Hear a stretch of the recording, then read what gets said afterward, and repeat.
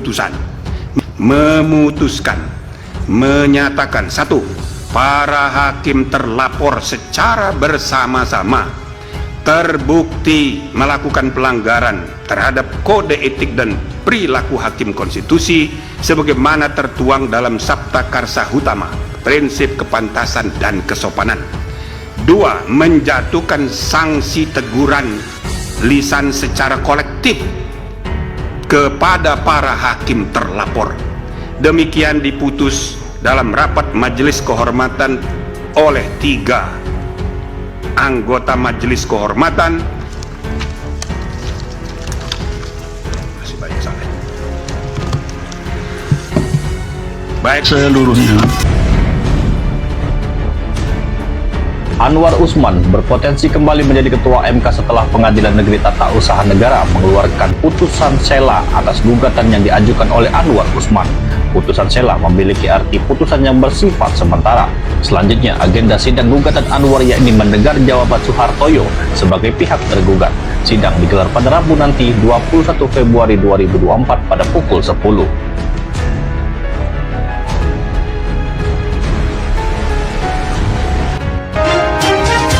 Kami bersembilan bekerja selama ini, 9 hakim konstitusi, berdasarkan hukum acara yang berlaku, dan kami hanya tunduk kepada konstitusi serta hanya takut kepada Tuhan yang Maha Kuasa sesuai dengan irah-irah putusan yang saya sampaikan tadi. Terlepas dari sebuah putusan yang tentu saja putusan perkara apapun sulit untuk dihindari adanya pro dan kontra. Anwar Usman terpilih kembali melalui pemungutan suara atau voting yang dilakukan secara terbuka di Gedung Mahkamah Konstitusi Jakarta. Dengan begitu, Anwar Usman akan kembali mengemban tugas sebagai Ketua MK terpilih hingga 2028 mendatang. Pengucapan sumpah jabatan akan dilakukan Senin 20 Maret di ruang sidang Pleno MK.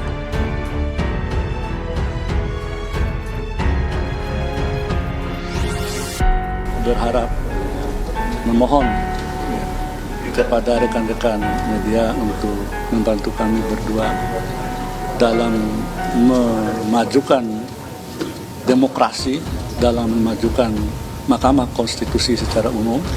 Apapun yang diberikan oleh rekan-rekan media, catatan, kritis, atau yang pahit sekalipun, bagi kami berdua akan menjadi obat untuk membawa Mahkamah Konstitusi ke depan, lebih-lebih lagi untuk menghadapi pemilu serentak tahun 2024.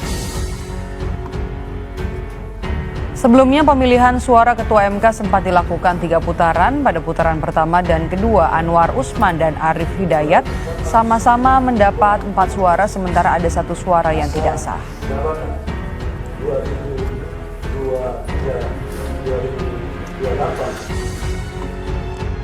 Pemilihan sempat berlangsung panjang. Anwar Usman terpilih kembali sebagai Ketua MK melalui voting di putaran ketiga. Anwar mendapat 5 suara, sementara Arief Hidayat mendapat 9 suara.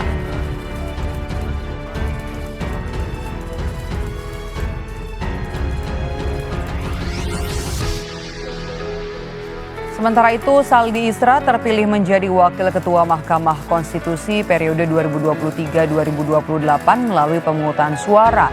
Dalam voting, Saldi Isra mendapat 5 suara, Daniel Yusmik 3 suara, dan 1 suara abstain.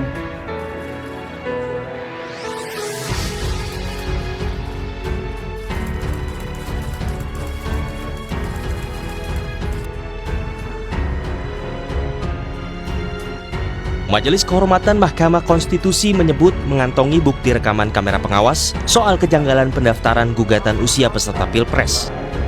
Ketua Majelis Kehormatan MK, Jimli Asidiki, bilang video CCTV itu berkaitan dengan proses penarikan permohonan yang kemudian diajukan kembali pemohon Almas Saki Biru.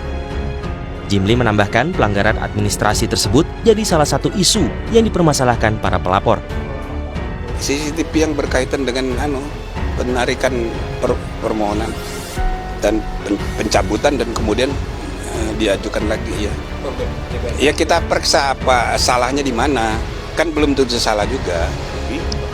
Ya itu bagian dari itu persoalan manajemen registrasi dan persidangan. Jimli Asidiki juga membeberkan isu baru yang muncul setelah memeriksa 3 hakim konstitusi, Saldi Isra, Manahan Sitompul, dan Suhartoyo. Jimli menduga ada kebohongan terkait tidak hadirnya Ketua MK Anwar Usman dalam rapat pemusyawaratan hakim sebelum memutus 3 perkara soal batas usia Capres-Cawapres. Kebohongan, ini hal yang baru. Kebohongan itu maksudnya gini, itu alasan hadir dan tidak hadir di sidang. Satu, ada alasan karena konflik kepentingan, yaitu waktu kasus partai PSI dan beberapa yang ditolak itu. Selanjutnya hadir. Nah kan waktu itu alasannya kenapa tidak hadir, nah, ada 2 versi. Ada bilang karena menyadari ada konflik kepentingan, tapi ada alasan yang kedua karena sakit. Nah ini kan pasti salah satu benar, dan kalau satu benar berarti satunya tidak benar.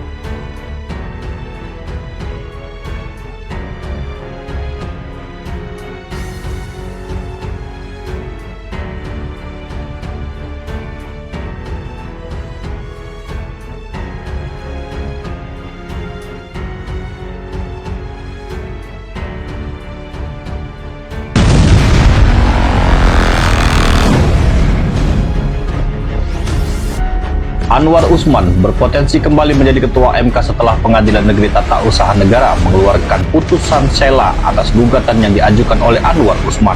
Putusan sela memiliki arti putusan yang bersifat sementara.